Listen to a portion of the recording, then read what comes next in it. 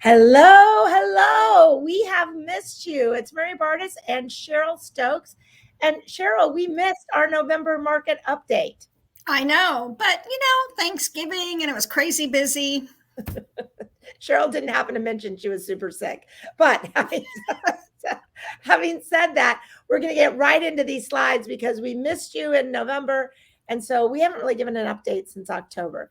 So let's go ahead and pull up the slides. And so for December, we have what's happening with foreclosures. Cheryl, everyone is talking about it, aren't they? They are. We have been talking for months about, is this all going to fall apart? And as you can see here, just like we've been saying since August, the forbearances keep going further and further and further down. They're the lowest they've been really in years. So we're in great shape. Yep. Values of home have gone up. People have been able to, get out of the struggles, and we don't take those lightly at all. But in October, Cheryl, we had just broken the 2 million mark at 1.7 million forbearances, Yep. and now we're down under the 1 million. And as you said, record lows.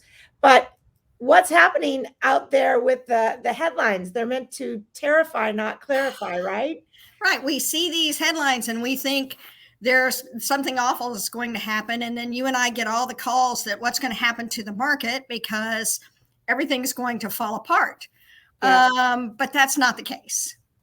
No, and I actually put this slide up on my Instagram. If you follow me, I'm Mary Bartos on Facebook and Instagram. And it went up with a poll to say, do you think is there going to be this, ability? Are you waiting for foreclosures to buy? And it was interesting because they were almost exactly reversed. It's a 50-50 split on Instagram. And on Facebook, Cheryl, it was 80% no and 10% yes, which I thought was interesting. Yep. So with that said, can you read this quote here by Rick? I sure can. The fact that foreclosure starts declined despite hundreds of thousands of borrowers exiting the CARES Act mortgage forbearance program over the last few months is very encouraging. It suggests that forbearance equals foreclosure. That narrative was absolutely incorrect. And that's what we're seeing in all of the numbers. Yeah, which is a real blessing. And that's awesome. What we want. Right. Awesome. So if we don't have this flood of inventory coming, Cheryl, let's talk about the next thing that's near and dear to your heart, right? Interest rates. Right. So what are you thinking as a mortgage lender in this area from New American Finance, if I might add? So, we've been saying all along that the rates may start to tick up a little bit.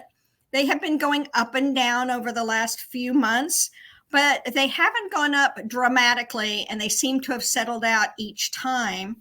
And of course, the Fed spoke yesterday, and they're going to increase some tapering. And they said that they might have some interest rate hikes next year. But again, we're not looking at dramatic increases in the rates. And even with increases, we have to remember that just 2 short years ago, the rates were a lot higher than they are now. People seem to forget that. Our next slide, right? Exactly. So you see where we are now in 2021, but look at 2018. 2018, we were really talking about how great the rates were. They were awesome. They were at 4%. They're still historically low. Many of us remember when they were 13. Many of us remember that not that long ago when they were 7. So we are still, even if there's a slight uptick, we are still historically low on rates, and house buying is still affordable.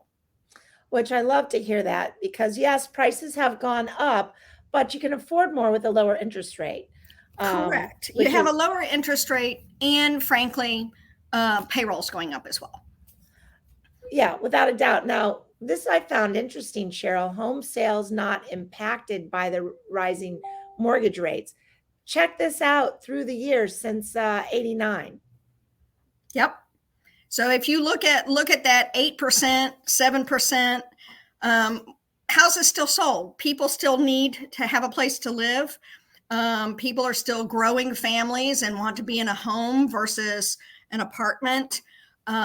We have talked about this before, but we're at the point for millennials that they are at their biggest buying years in age group, and they are the largest group, just like the baby boomers were. Demand's not going to go away regardless of the rate. Right. And if we're still well below 5, 6, 7 that it was before, we're still going to have that high demand. Well, and to that point, Cheryl, housing in general, rents have gone up. I swear they've almost doubled. They have doubled, and I've heard cases of bidding wars on rent. Which is ridiculous. We have some new staff that moved to the area that are looking for rents, and it is just crazy. Yep. One of our builders had to get a 2-bedroom, kind of really small, no elevator for $3,500 a month. Right. You know, So walking distance to the beach, but not anything great, right? Right. And you know, with these historically low rates and all of the options out there for you regarding down payment, that type of thing, in most cases, not every case, but many, the majority of people would be better off making a purchase and be paying less for something that they would be building equity in than renting. Well said. Well said. So what does our friend Mark Fleming have to say, who's chief economist of First American? So Mark says context matters for purchase demand. The economy is improving and millennials continue to age into their prime home buying years in large numbers. So the context remains good for the housing market. And that's really what I was talking about on the prior slide. The economy is improving. The rates are still going to be historically low. Payroll is going up. Housing starts are going up and are still in high demand. Jobless claims are going down. Everything in the market is showing that it's going to be a positive economy for home buying. Yeah. And, we're hearing that for not just now, 2022, 3 to 5 years. So if you're waiting for that market to crash, you're going to put your dreams on hold for quite some time. Right. But let's talk about 2022. What does that look like, Cheryl?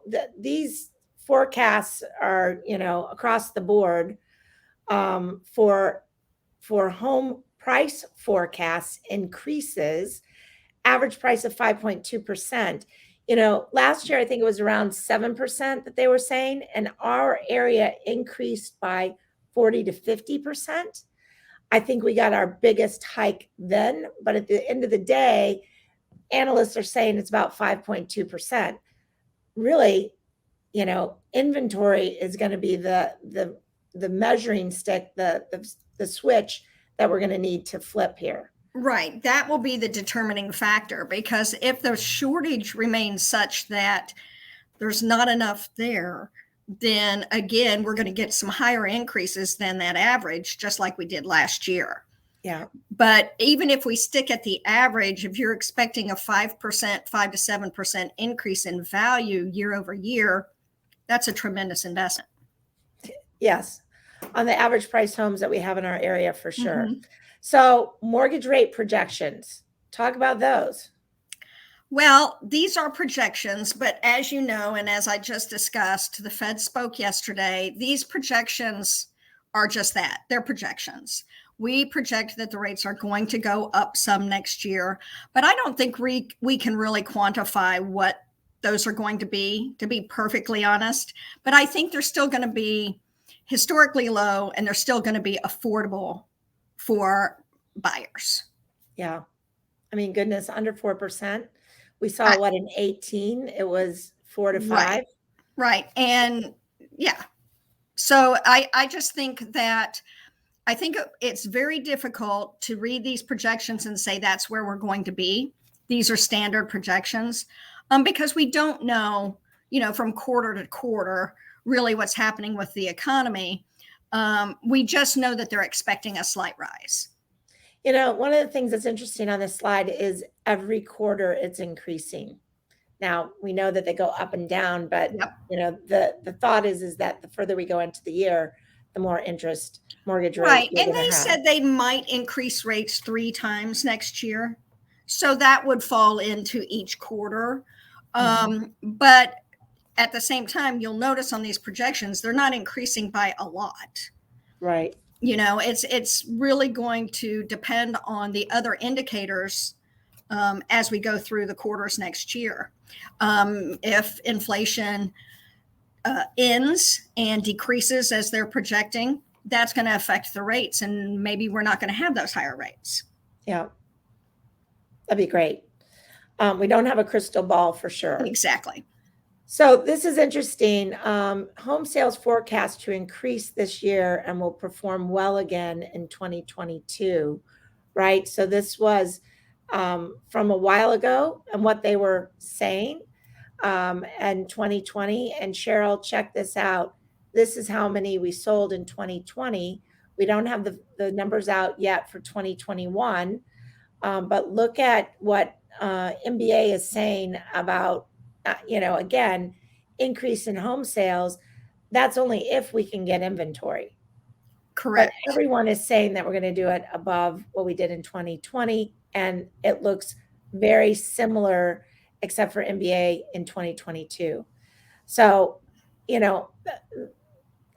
analysts are analysts. We can only say we don't have a crystal ball. But Cheryl, all indications show that housing is going to be strong this year and beyond. Absolutely. And, new housing starts, the builder outlook increased this month over 1%. New housing starts increased, and the backlog of homes planned for purchase but not yet built increased as well. So to me, that's an indicator that demand is still there, and the builders are getting backed up because they have such high demand.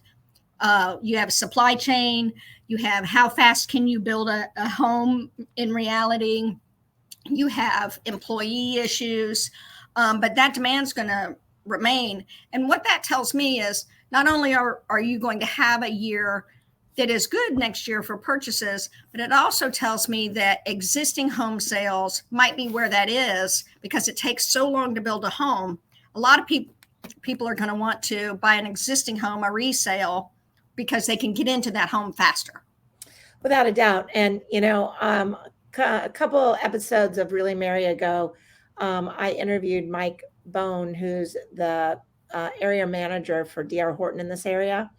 And they've got a pretty progressive way of releasing properties, but they are so backed up. Windows are taking 6 months, which is ridiculous, right?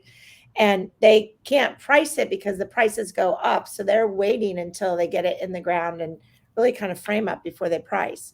Right. So, and it's hard for a buyer they can't lock in a rate. They can't determine their true viability and qualifying if they're going to be 18 months out. There are a lot of things where you're just on hold, and with a wing and a prayer, everything will work out with new construction. Whereas buying existing homes, you kind of know everything you need to know at the get-go, and you can move forward with a home purchase. absolutely. Well, that brings us to our next point of what's happening in our area. And, these are produced by InfoSparks, which comes out of the Naples Board of Realtor, the market data. And this is year over year in 2021. And the arrows to the right of them, when we did our last housing update in October, these arrows are either up or down. So new listings are down from what they were in October. We're down from the year over year, 22.2%. Huge inventory issue. Average close price is up 31.3%, and we are up since October. Move that forward to homes for sale. Since October, we're further down, but we're at 73.9% year over year reduction. Cheryl, if someone has thought about moving, I would submit, is it time to move? I would say yes. The prices Absolutely. are, we don't know if we aren't being told there's going to be a huge increase. So if you're holding on to that home because you're waiting for that huge increase, or if you just don't know where you're going to go, we can help you. You want to work with a realtor, Bartos Group is somebody that can help you through that process. Um, because we go and look at off market properties. But at the end of the day, if you want to be somewhere different, don't put it off because there are so many variables that are going to really potentially impact you in the future. That's absolutely the case. The prices, I think, are going to continue to go up. Inventory is going to continue to be tight. So if you're considering it, you should at least be out there looking, have your foot in the pond, so to speak, and be getting an idea of what's going on, because you never know when the right opportunity might hit. And if you're not even attempting it, it could pass you by. Yeah. Cheryl, you guys have some really creative ways of helping people buy in this crazy market. And maybe in a future episode of Really Mary or another time, we'll talk about some of those crazy ways. But I think minimally, if you're looking to buy and you're going to get a mortgage, you definitely want to work with Cheryl just because of the fact that she's very creative in what she can do to help you get through this process. With a tight inventory, what you're going to have to do, if you have a house to sell, maybe we can do a bridge loan, things like that. Cheryl's super creative. Well, thank you. And it's, as you know from the work that we've done together, it's my mission always to make sure that I find the right financial path for my clients. And I am blessed to work for a company that has lots of options. So I'm not stuck in one route to get someone approved for a purchase. I have many, many ways I can go. And I spend a lot of time talking to them and make sure that it's something that makes financial sense for them. I love that. Well, Cheryl, I'm going to cut us off because we have a goal of getting this pinched back under 20 minutes. We're there today. Maybe next month we'll do under 15 and maybe we can get it under 10. I don't know. But until next time, I'm Mary Bartos with the Bartos Group of Premier Plus Realty. And my cohort and co-host is Cheryl Stokes, New American Funding. And at the end of the day, we look forward to making sure what your choice is for the future that we can help you get there. Ciao.